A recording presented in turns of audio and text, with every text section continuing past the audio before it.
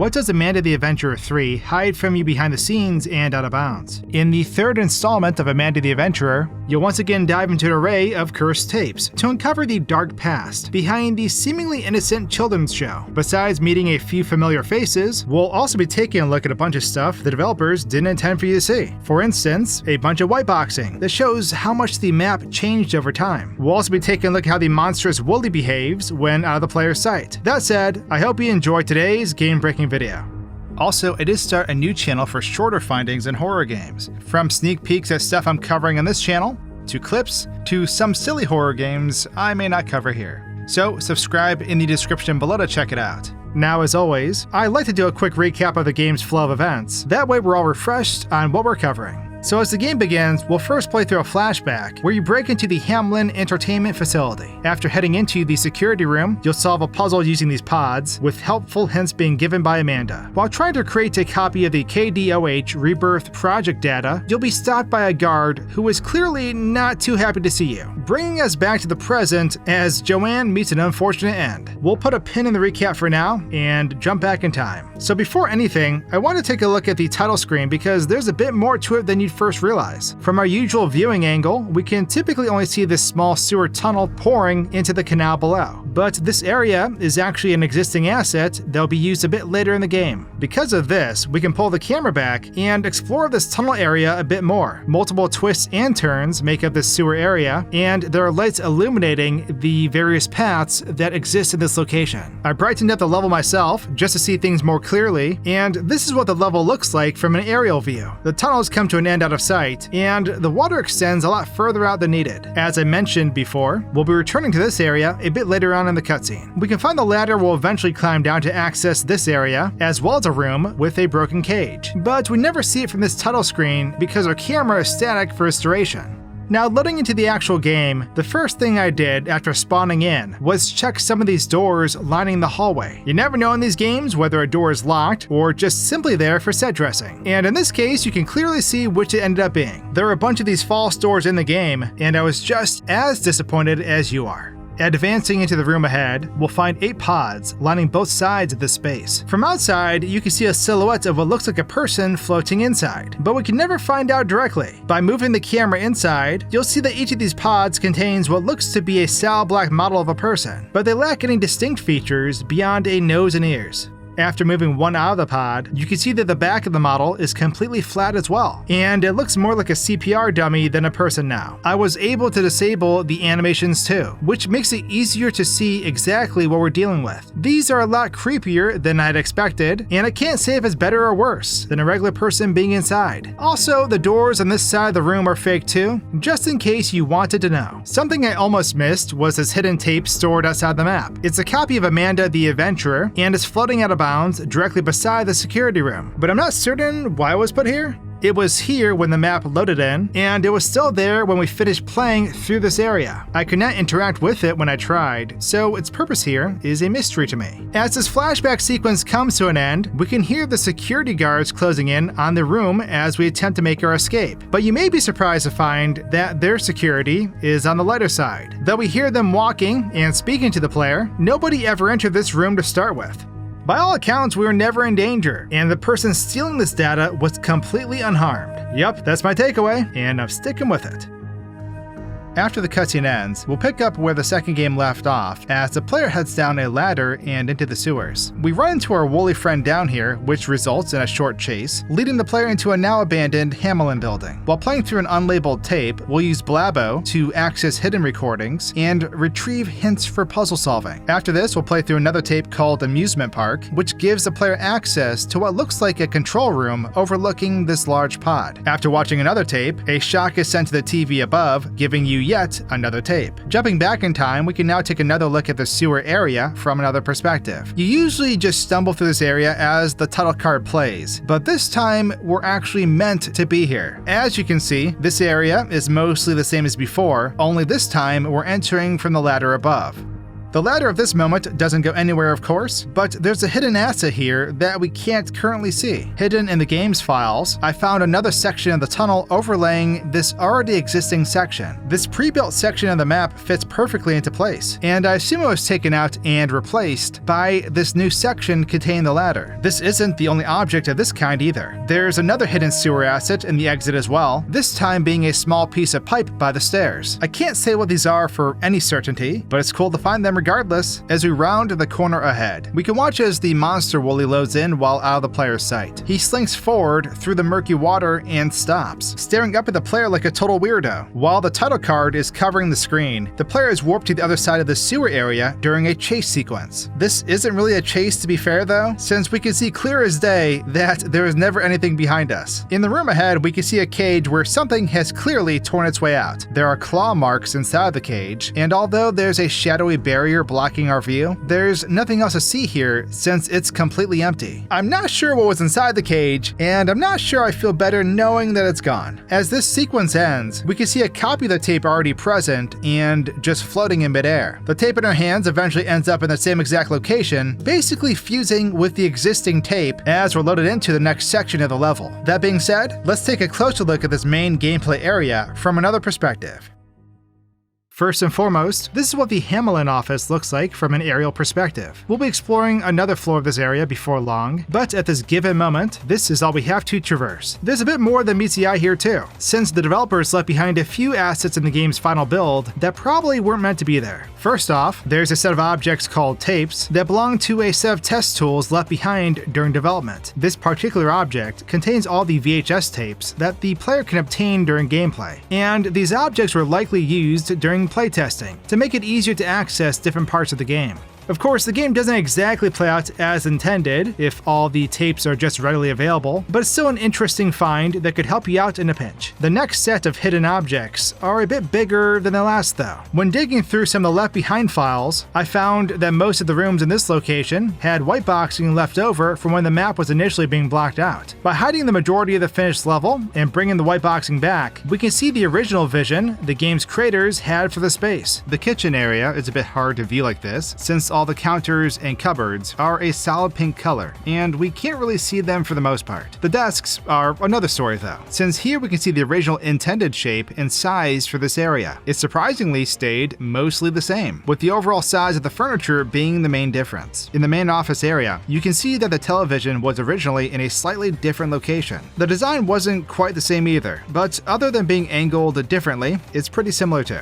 At this point, I went back to my usual perspective as a player and walked around for a bit, exploring this unfinished version of the room from a first-person view. Something odd is that there's a table out here with a couple of chairs by it that didn't make the final cut, and I can't really make sense of its placement either. Here, you can see some white boxing that I found in the hallway as well, and the podiums that would eventually become the statues we interact with in the final build. It's cool to see these objects in this state because it shows us a bit more of what the developers initially planned for the game's layout. And at this stage, they were essentially boxing out a rough idea of what the end product would look like. Probably the most interesting thing in my opinion is the pod room. In this early version, we can see the rough concept for the pods themselves, alongside the pillars found in the front of the room. It's odd because in this version, there are 6 pillars present in the room, but only 2 made it to the end product. Once again, it's really cool to see an early iteration of what this map could have looked like. As for the space seen from the control room, the only white boxing left behind in this case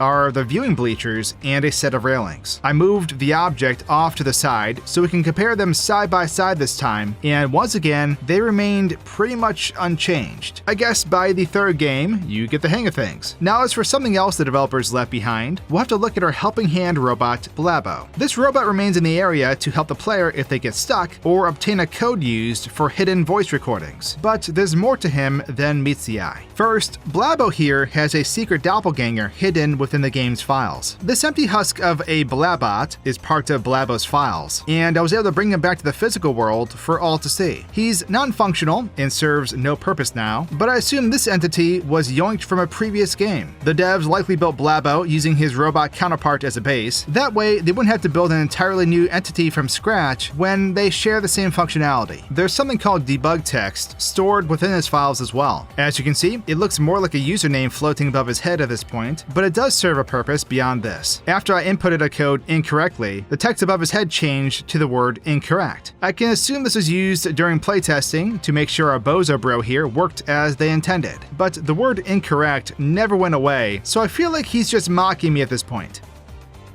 So after this, you'll play through a tape called Healthy Food Helps Us Grow, during which the player creates, slop, which we can then use to feed a hungry family of toy mice. After this, we'll play through the next episode, A Day at the Beach, where we must gather a handful of objects and bring them to the TV. Once this is complete, we'll gain access to the security room where Wooly attacks. After destroying the pods in the previous room, he corners you in the elevator, forcing you to head further down to avoid a certain doom. Jumping back in time, the first thing I did to mess with this part of the game was turn Blabo into a giant. Despite what you may think, having a giant clown robot staring you down while viewing tapes is not very comforting. I also realized at this point that Blabo will stare at the player when their back is turned. This is a lot easier to see when the camera is placed directly on him, and it's no less creepy, especially now that he's humongous. Glorious! Now, as to the following puzzle, we'll have to blend different foods in order to create slop for the hungry mice. First off, this is what these little critters look like up close. One of their eyes is larger than the other and is pretty bloodshot, which looks weirdly similar to King K. Rool. As for the food, we can watch from inside the blender when preparing the delicious slop. The ingredients will instantly disappear, with the end product appearing and sloshing around a bit before settling inside. It's an awful green color, and I can't believe any creature would want to eat this cursed shake. But then again, they're plastic, so I'm sure it's fine. To be fair, they don't even eat it either. If we take a closer look, you can see that the moment these creatures begin eating, their food will slowly shrink down to the bottom of the bowl and into the countertop. This effect is pretty convincing from our usual perspective, but here we can clearly see they never ate a bite.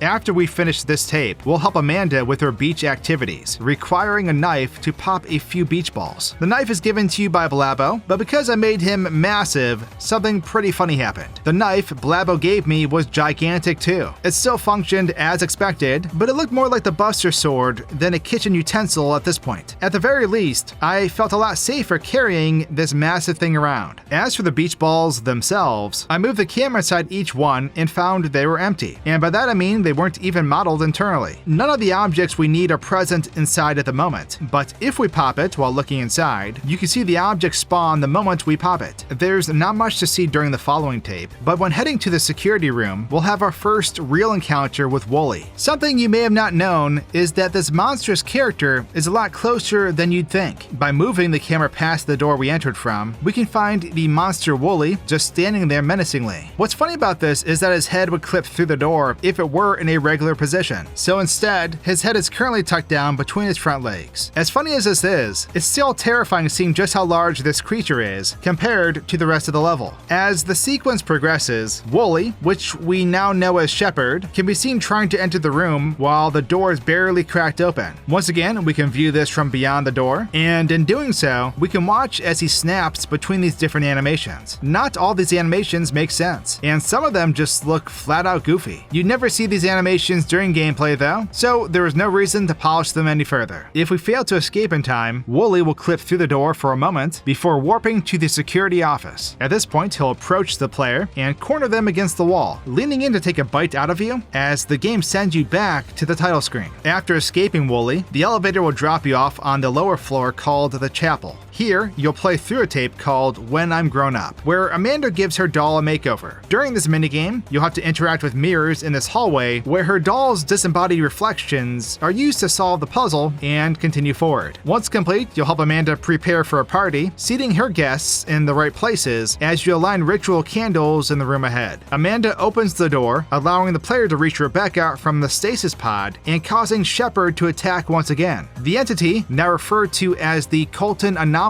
saves them from Wooly, and the game comes to a close with Rebecca now freed. Now jumping back in time, I took a look out of bounds as soon as I loaded into the map, where I found a few familiar faces. Wooly was here, alongside a badly damaged Anomaly, and of course our T-posing friend Amanda. These assets are used in the final sequence, where Rebecca is freed from the pod, and they're placed out here in the meantime, so the models are preloaded for the final cutscene. If we move the camera into the area down below, we can take a closer look at Rebecca before she's freed from the pod. She looks pretty banged up, and it's interesting to finally see what this character looks like up close. The rest of this area is mostly the same as before though, so there's not much to look at beyond this. When we start the tape, when we give her doll a makeover, something pretty interesting can be found in the hallway with the mirrors. I was expecting there to be something inside the mirrors themselves, but instead, with a separate camera enabled, we can see that each of these dolls are actually floating in the hallway with the player. Each mirror has a different copy of Amanda's doll T-posing in front of it, but they don't actually have a reflection when viewed from this external camera. What's interesting is that the reflections aren't actually reflections either. From this angle, we can walk past each of the mirrors and see that the reflection moves with the player's positioning. And so the mirror effect is nothing more than a camera trick simulating a real reflection. I assume the layer the dolls are on are hidden when viewing the game through the player camera, and only the reflection projection effect is visible when exploring this area. Despite the reflection disappearing when we look at the mirror, the dolls themselves are always visible in the hallway once the puzzle has started. The reflections disappear if we delete the dolls too, and so that's why I assume the dolls seeing the reflection are only a projection of the original source, which is stored in a way we can't see it. We did this for collectibles appearing on the pause menu for my own game, so the concept is familiar. As for the following tape, the anomaly will show up to jump scare you if you fail to seat all of Amanda's guests. When this happens, we can see that the creature appears behind the booth where we can't see them, running out and warping onto the ceiling. After this, they'll warp once again, this time out of bounds and above the TV, dropping down inside and staring at the player. After this, they'll lunge forward, freezing in place after reaching the player. In the ritual room, where we placed the candles, I found some hidden objects that I was able to bring back as well. From what I can tell, these pillars were the original places where the player would put the candles to open the door. These are more blocked out objects from the whiteboxing phase, and it's interesting to see how they were dropped, and eventually replaced by the circle on the floor instead. In regards to our monstrous friends, when we drain the chamber and release Rebecca, you'll see that Wooly is instantly teleported from out of bounds and into the ritual room as the cutscene begins. As he walks up the path to Rebecca's pod, the anomaly loads in behind the player while their back is turned and lunges on Wooly. We can watch their fight from another angle, and even follow them down into the void space below after they fall. After the fight concludes, Wooly is stuck in this reaching pose for all of eternity, and the anomaly is left holding the tape. Now, as some of you may know, the ending we just watched was technically the game's bad ending, and by collecting all this chapter's hidden tapes, you'll unlock the secret ending. In this version, Rebecca is freed from the pod, but instead of a fight breaking out between monsters, the anomaly instead approaches with a tape in hand. Rebecca breaks the tape in half, which causes the anomaly to fade away, and a ghostly figure of Amanda appears and fades away, with Rebecca now freed. Rewinding a bit, if we restart this sequence and move the camera over to the door, we can see that this badly damaged version of the anomaly is moved from out of bounds and into the doorway while her back is turned. I found this interesting because the secret ending characters were actually the models I found out of bounds a bit ago. The bad ending models are not preloaded into the map like the true ending, which I found a bit odd. Here we can watch in slow motion as the anomaly fades away, and the now freed spirit of Amanda fades away with it. The effects used here are pretty cool, and we can see them a lot better with the game slowed down. Before moving on from this sequence though, I tried moving Rebecca out of this pod before activating the cutscene out of morbid curiosity. Weirdly enough, I was able to pull the lever still, but the characters involved in the cutscene were a bit confused by this. Their positioning is now off a bit, and the whole thing feels more like an awkward interaction than a final cutscene. Everything still played out though, and I was able to reach the credits regardless, so I guess I didn't totally break it. And the very last thing I want to touch on briefly are things we cannot find in the playable areas of the game. So there's actually quite a few video files within the game that seem to be animatic placeholders that were used before the final 3D tape cutscenes of the game were finished. There's a few other odd videos as well, but it makes sense to use placeholders so that you can craft the feeling and message of a tape's cutscene before committing fully, and so that the game developers can still make everything work in the game while the animators are finishing those files. They can simply be swapped out afterwards, so it's cool to see they were left behind. And with that, that's everything I found hidden off camera and behind the scenes in Amanda the Adventurer 3. Be sure to check out my other channel for shorter videos, which actually featured some of these Amanda findings 2 weeks early. There's a link in the description below and on screen now. I hope you enjoyed today's game-breaking adventure, and I'll see all of you very soon. Thanks for watching, and cheers!